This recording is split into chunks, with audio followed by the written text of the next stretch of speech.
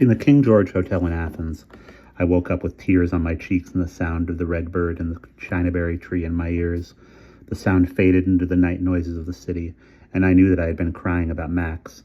Suddenly I heard a soft rain splattering on the balcony floor, and a cool breeze came in, and I went back to sleep. In the morning, the sky was even more brilliantly blue and gold than it had been, with no heat haze and a cool breeze. Zachary called while I was having breakfast, the Fair Isle cardigan over my shoulders. He explained that we need to make an early start if we wanted to be back in time for dinner with Sandy and Rhea. Can you be in the lobby at 9? Sure, why not? Leave a message with your uncle and aunt that you may not be back when they arrive. When are they getting in, by the way? I'm not sure. Uncle Sandy just said in plenty of time for dinner. Okay, then. He doesn't expect you to hang around. I'll have you back at the King George in good time to bathe and change. Just leave them a message. Will do. Sandy would certainly not want me to hang around. That was quite a downpour we had during the night, Zachary said. Did it wake you? I heard it.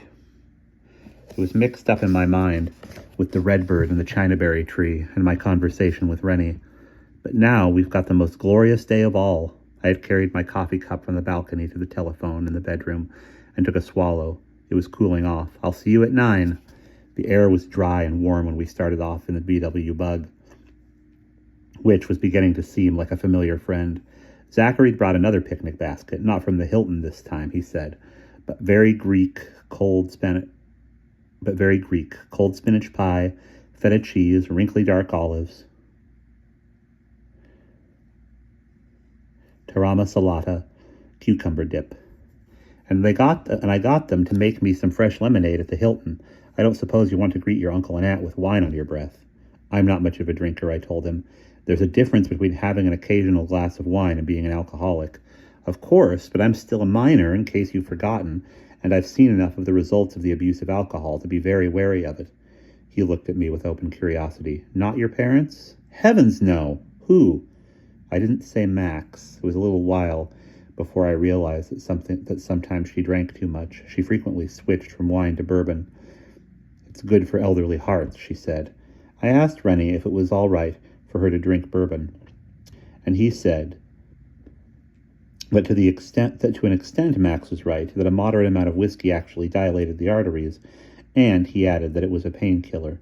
He gave me another of Netson's articles to read, this one way over my head, but I gathered that in the last months of the disease there is a good deal of acute pain, and the damaged heart muscle will not tolerate ordinary painkillers. One evening, when Max and I were alone at Bouillère, she talked to me about her husband. We were sitting at the table, out on the veranda, and she was sipping bourbon. Only the slight flush of her cheeks made me realize that she was drinking more than usual, but there was nothing ugly about it. I married Davin Tomasi in good faith, she said. I wanted family life, wanted children, and I thought Davin and I could make it. He was the gentlest man I have ever known, and occasionally he could get through all my blocks and inhibitions, but not often. God knows it wasn't Davin's fault. There was no miracle. He was infinitely patient, and when I got pregnant, oh God, how we rejoiced. But the baby was born with the LII weak heart and lived only a few days. After that, it was apparent things weren't going to work out for us as husband and wife.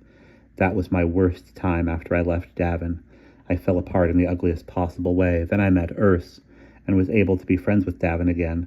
I will always love Davin in my fashion and be grateful to him.